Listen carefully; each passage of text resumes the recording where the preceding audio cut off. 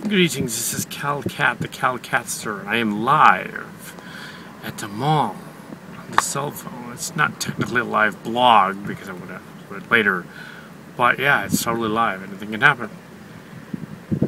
This is a review of Transformers: The Last Night,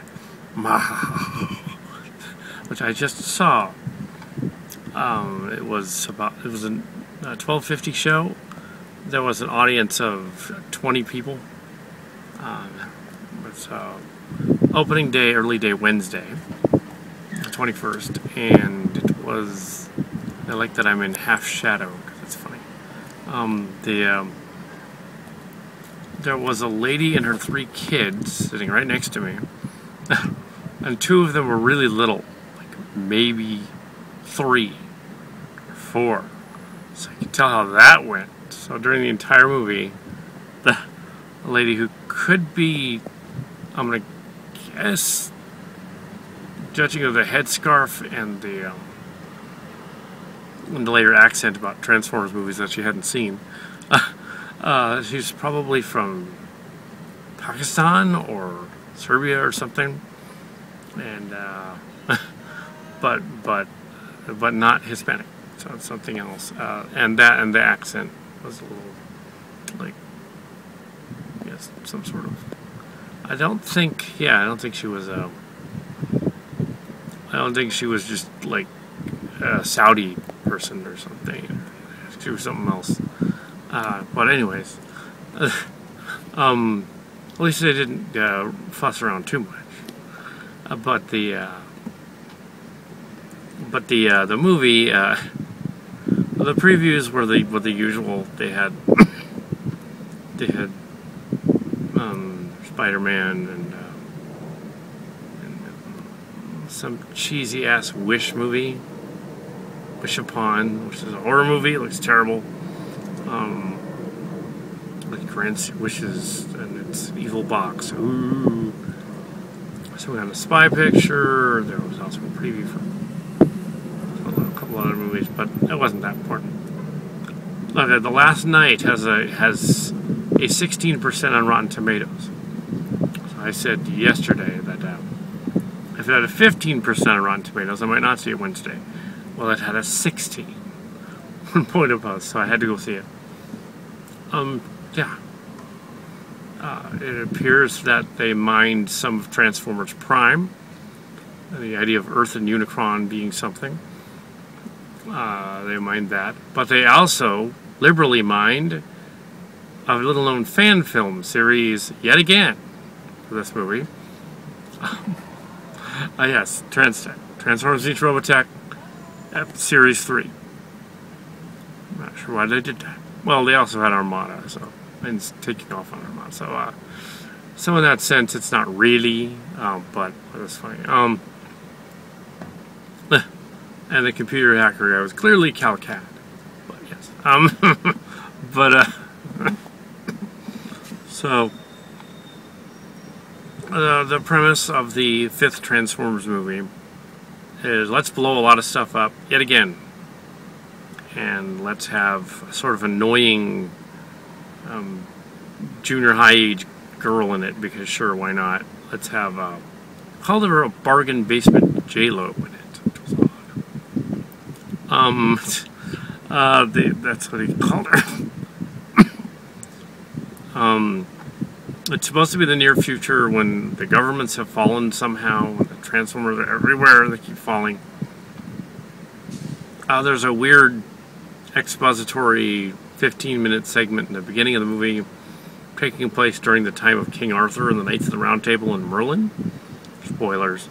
And that's the part that's connected Yankee in King Arthur's court, or Decepticon in King Arthur's court from Transformers, the original series. So they're paying homage to that a little bit. Then they jump on to the present day. And yeah, and a car lot where it's attacked by. First, there's a town it's attacked, and then a car lot, and then where Cade Yeager is staying. Yeah, they're literally using Marxcard's last name. Again, you should really get royalties for that. And also he acts like Jim. So, Jim Buffkin.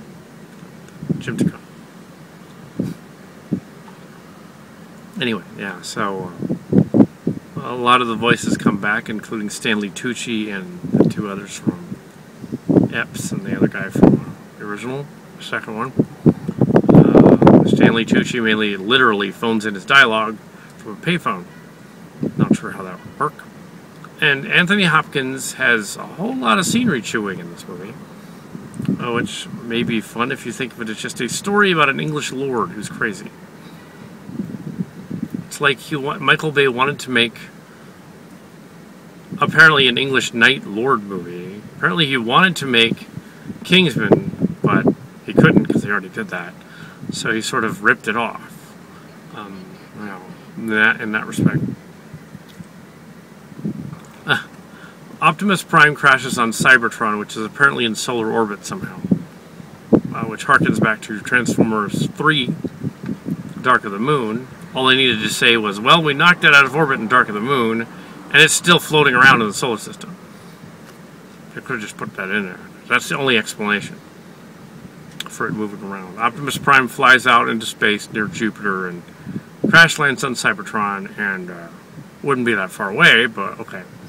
And he meets up with Quintessa, the evil queen of Cybertron, who, like in the Alien Resurrection movie from last year, and like in Robotech: The End of the Circle, that we made. Unlike that, the Queen shows up and she turns Prime into Nemesis Prime, like in Transtech 3, and also like in Transformers Prime. Now, there's a reason Transformers Prime did that, and the idea that Earth is Unicron in the story. It's because they got it from me. They may not know it. They may have just figured out from the internet and everything. No. I didn't want Earth to be Unicron. That was dumb. But Nemesis Prime was his own person. Really, it shouldn't have been Optimus Prime. And continued from there.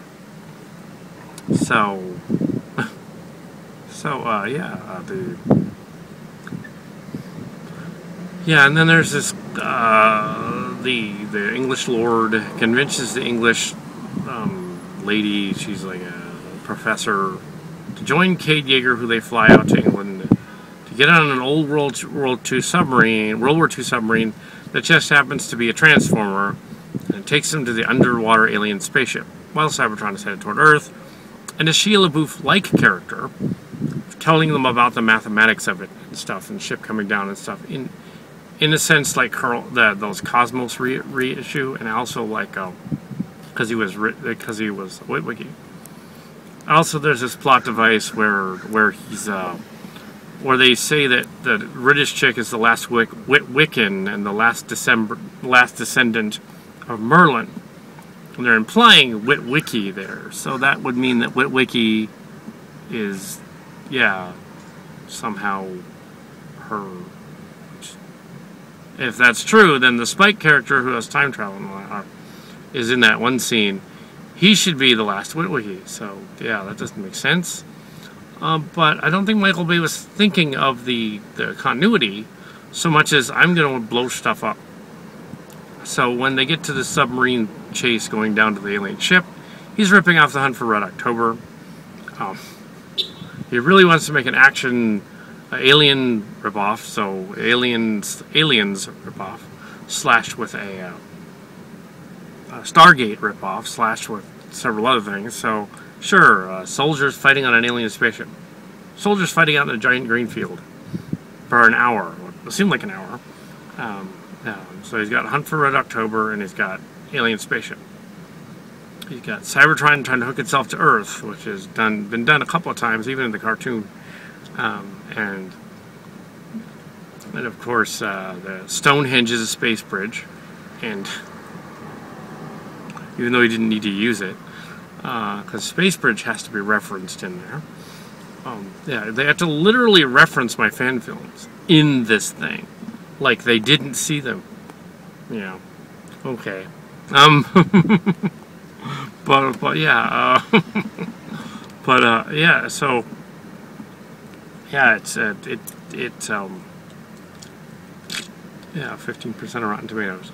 Yeah, Transformers the Last Night. So Cade Yeager, this is gonna have spoilers all over the place. Cade Yeager is the last night because he has the talisman, which he gets a hold of. They gotta find the sword to get the other sword to stop the Queen. Okay, I would have done that better. Transtech is actually a better story. Go watch that. Makes sense. It's more about the robots than the humans. And it's nice that they paid homage to In the Circle and Space Bridge, which just came out, which they must have added at the last minute, realizing, oh yeah, this guy must have been big, let's add his stuff. And it's like, no, he's just a fan. No, did not work for the Transformers people. But yeah, and they thought to mention the figurines and stuff and Hasbro incorporated based on that kind of thing, and they're very similar to the way Space Bridge. And of course, the setup for a sequel at the end with the Unicron's horns popping out all over the Earth. And there's some silly Pangea part about how the Pangea transformed, and then the horns weren't in the same place anymore because it transformed. Like, oh god, really? Really, Earth as Unicron is dumb. It was dumb in Transformers Prime. Unicron is supposed to be a monster planet that flies in from outer space in the '86 movie. It's not Earth. It's some other Cybertron-like planet that eats Cybertron. Tries to. So yeah, it's another planet. It's not Earth. That's silly. But it was cool to see Megatron again, and actually kind of works this time. But he wasn't in it enough. Neither was Prime. And also, yet again, a number of the Transformers toys you're going to see out there, including Hot Rod and Berserker and numerous other random ones they mentioned, like Mohawk and Onslaught, are in the movie for only seconds, if not maybe a minute. Barricade has more lines than any of them.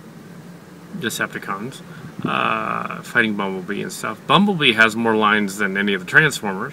Optimus Prime has a few lines, mostly to give speeches, after he gets changed back by the heart of wonderful, the heart of like honor of Cade, even though it what? Okay.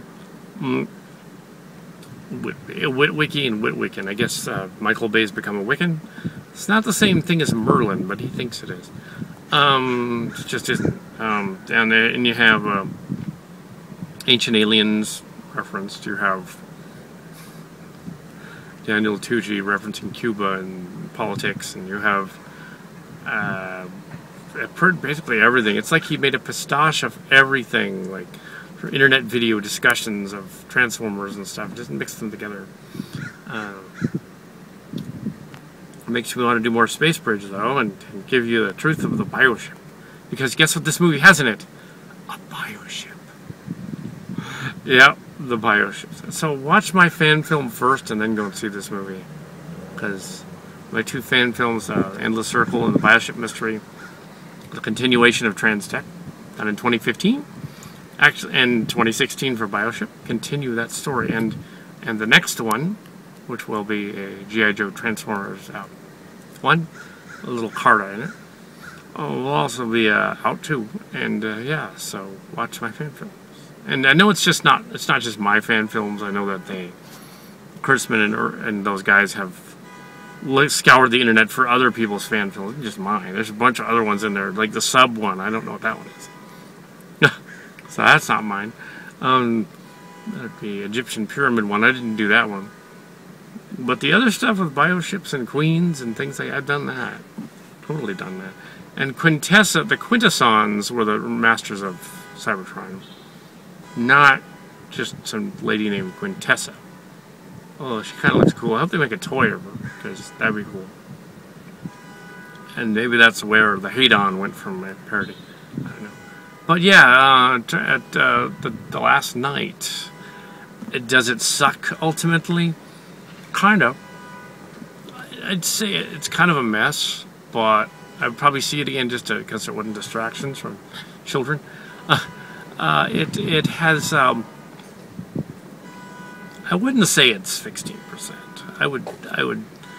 I would say that that still part 2 is still the weakest one, and part 5 is on a par with part 3. Just to say like, yeah, all right, kind of redeemed yourselves a little bit, but I wanted to see more Transformers and more of their personalities, and not Hounds because they didn't get Hound right. Hound in this is clearly not Hound. Hound is Bulkhead from Transformers Prime. Making Bulkhead then. But yeah, the story arc of Bumblebee trying to get his voice box back. So, but anyway, so that is my review of the Transformer movie. My finger's been slightly in the shot here, but just to block out the other side of the mall. And this is the review, so you can take with it what you want. And yeah, and just use it. I'll blow up the frame a little bit. Yeah, Transformers. The last night. Yeah, they've painted themselves into a corner. They have Cybertron all over the place, which was essentially the plot of Trans Tech in 2002. Aired later on the internet in 2012, but we were in production on that one in 2002. Taking off after there was the 4th season of Transformers, and which had been almost a decade and a half earlier. We wanted to do our own thing, and we said, well, Cybertron's still in Earth orbit because they couldn't have gotten it out of Earth orbit. It's still there. That's all they had to do. Anyway, so we well, Mark's cards and Tim and Jim and I. But yeah, so yeah, sure. The last night. That's my review. I'll give it 2 stars, which would be equivalent to 22% on Rotten Tomatoes, 25%, a little higher. Ooh. In some ways, yeah, 25%. It's not quite 30. It's pretty bad. Yeah, but at least Girl had some good lines. And there was some unnecessary, like, they tried to do, like, sexist jokes and other stuff in there, and some odd dating jokes in there, none of which fell at all. They were all failed, or they're all bad. At least there wasn't a humpy dog robot, or a humpy Asian guy robot. But there was a stereotypical robot. It was, a gangsta again, because sure, why not? Anyway, so at least he wasn't as annoying as Mudflap and the other guy from Skids from the other one. No, Mudflap. I don't do no book learning, Mudflap. It's like, oh my God, Michael Bay, really? Anyway, so yeah, lots of plans to nuke stuff, and I was trying desperately to be that, but I'll say this: it was better than the Mummy. That Mummy remake was terrible. God.